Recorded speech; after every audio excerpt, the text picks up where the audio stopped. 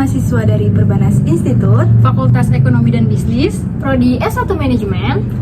Video ini dibuat untuk mempresentasikan tugas mata kuliah Teknologi Informasi untuk Manajemen dengan judul Pengaruh Era Industri 4.0 terhadap Pola Perilaku dan Kemandirian Generasi Z. Sebelumnya, perkenalkan nama saya Esra Madeleine Pasaribu dengan NIM 23120000132. dan saya Livia Leoni Henuk dengan NIM 23120000128. Saya Marta Tabiano dengan NIM 23120000123. Dan saya Inka Rahayu Oktavianti dengan NIM 23120000117. Disimak ya videonya. Stay tune! Oke, standby, kamera ready, sound ready, 3, 2, 1, action. Kita berdua adalah generasi Z. Kalian pernah gak sih kepikiran atau membayangkan sehari aja kita hidup tanpa handphone, tanpa sosial media, tanpa internet? Menurut kalian bisa gak sih kita bertahan hidup? Wah, susah banget gak sih teman-teman? Apalagi di dunia yang serba digital ini, semua aktivitas itu mulai dari belajar, belanja maupun dunia hiburan itu udah terhubung dengan digital. Nah, bener banget. Nah, itu juga yang buat menarik untuk dibahas. Karena hari ini kita bakal ngebahas tentang perilaku dan kemandirian generasi Z sebelum dan sesudah era digital besar-besaran. Stay tune! Memahami perubahan perilaku dan kemandirian Gen Z di era 4.0. Seperti yang kita tahu, generasi Z ini kan dari tahun 1997 sampai 2012 yang dimana generasi ini tuh lahir semuanya udah serba digital. Hal ini juga dikutip oleh Prensky 2001. Penelitiannya menyatakan bahwa generasi Z ini sangat berketergantungan pada alat digital untuk aktivitas pribadi maupun profesional. Kayak contohnya, generasi Z ini terbiasa dengan informasi yang instan dan mampu melakukan multitasking. Terus mereka juga ketergantungan pada gadget dan AI dalam mencari solusi manual. Dan juga mereka menuntut lingkungan kerja yang fleksibel. Contohnya itu kita nggak perlu datang ke kantor, tapi kita bisa melakukannya di rumah, yaitu kerja remote.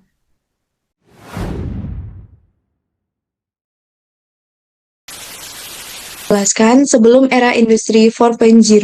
Yang pertama adalah pembelajaran dan akses informasi yang analog seperti belajar menggunakan buku fisik dan tatap muka. Maksudnya itu adalah orang belajar dengan buku fisik, mencatat di kertas, dan belajar langsung di kelas bertemu dengan guru ataupun dosen, bukan melalui internet ataupun Zoom online. Yang kedua itu adalah komunikasi dan interaksi langsung. Maksudnya itu adalah bertemu dan berbicara secara langsung, secara tatap muka, bukan lewat chat, SMS, telepon, ataupun media sosial lainnya. Dan yang terakhir itu adalah sifat hiburan yang sederhana dan fisik seperti di luar nonton TV dan membaca komik. Maksudnya itu adalah semua hiburan dilakukan secara nyata. Maksudnya nyata itu adalah seperti yang saya katakan sebelumnya, bermain di luar rumah, menonton TV, dan membaca komik. Jadi, tidak dilakukan lewat gadget ataupun platform digital seperti YouTube ataupun game online.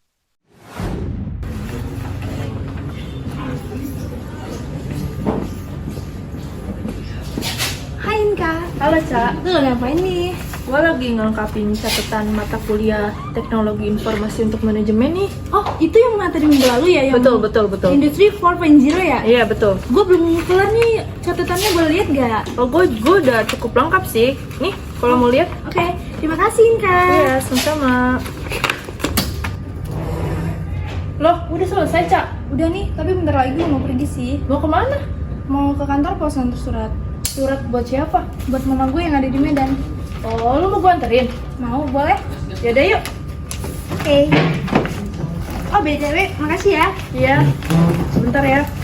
Iya.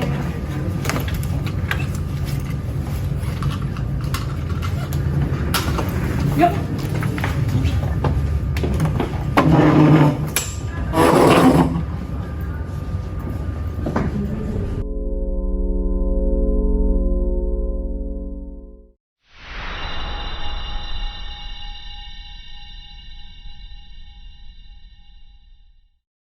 di masa era industri 4.0. Poin yang pertama itu adalah aktivitas sehari-hari ini berpindah ke dunia digital. Maksudnya itu kayak semua aktivitas manusia itu pindah atau terhubung ke internet. Contohnya belajar, bekerja, belanja, bahkan berkomunikasi secara online. Contohnya belajar online kita bisa menggunakan Zoom ataupun Google Classroom. Belanja online kita bisa lewat Shopee atau TikTok Shop. Transaksi juga bisa dilakukan secara online. Contohnya itu bisa lewat wallet kayak GoPay, Dana ataupun OVO. Nah, poin yang kedua itu media sosial jadi sarana utama berinteraksi.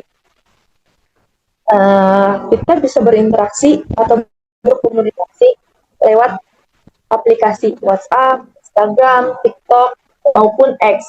Nah, itu menjadi bagian penting dari keseharian manusia. Jadi bukan hanya untuk berkomunikasi saja, tapi kita juga bisa mendapatkan banyak informasi. Komunikasi bisa dilakukan secara cepat dan real time. Nah, selanjutnya poin yang ketiga, muncul profesi baru seperti content creator, influencer, dan freelancer digital.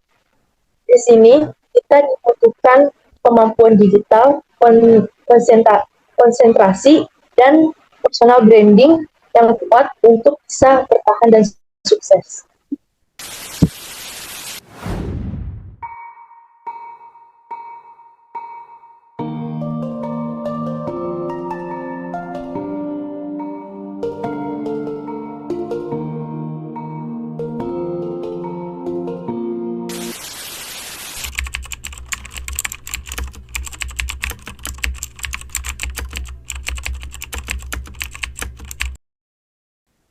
Dampak negatif era industri 4.0. Yang pertama itu ketergantungan dan masalah fokus. Karena generasi Z itu dekat pada teknologi yang menyebabkan kita menjadi sering menggunakan gadget, yang akhirnya kita menjadi susah fokus dan gampang bosan. Contohnya yaitu ketika kita sedang belajar 5-10 menit, kita sudah mulai bosan dan mulai membuka aplikasi lain seperti TikTok atau Instagram. Yang artinya teknologi itu bisa membantu kita kerja cepat, tapi juga bisa membuat kita sulit disiplin tanpa membatasi diri. Yang kedua, ada kebutuhan validasi sosial digital. Karena tekanan efek ketergantungan sosial digital yang membuat kita merasa kurang berharga tanpa interaksi di media sosial. Media sosial ini bisa menurunkan kepercayaan diri kita kalau terlalu bergantung pada pengakuan orang lain. Dampak positif era industri 4.0. Yang pertama itu teknologi mempercepat akses pengetahuan. Yang kita tahu Gen Z itu bisa belajar lewat apa saja. Bisa lewat YouTube, AI, dan kursus online. Contoh yang bisa kita lihat yang pertama itu kita bisa belajar desain melalui YouTube atau kita bisa memakai ChatGPT untuk membantu tugas kuliah kita. Karena itu, teknologi ini bisa membantu kita belajar menjadi lebih cepat, mandiri, dan tidak terbatas oleh waktu dan tempat. Yang kedua itu adalah peluang ekonomi terbuka luas untuk anak muda. Anak muda bisa mandiri secara ekonomi sejak remaja. Contohnya itu seperti jualan baju, sepatu di TikTok Shop. Atau kita bisa menjadi content creator di Instagram dan TikTok. Karena hal ini dimulai dari modal kecil, tapi kita bisa punya penghasilan sendiri lewat internet. Ini adalah salah satu peluang usaha untuk generasi Z. Yang ketiga, meningkatkan kemampuan adaptasi terhadap teknologi dan perubahan global. Gen Z ini adalah cepat beradaptasi dengan hal baru. Contoh mudahnya yaitu mudah belajar menggunakan aplikasi baru seperti Canva, Capcut, dan AI tools yang bisa membantu untuk pekerjaan dan kuliah. Jadi generasi Z ini bisa menjadi kreatif, fleksibel, dan siap menghadapi perubahan global.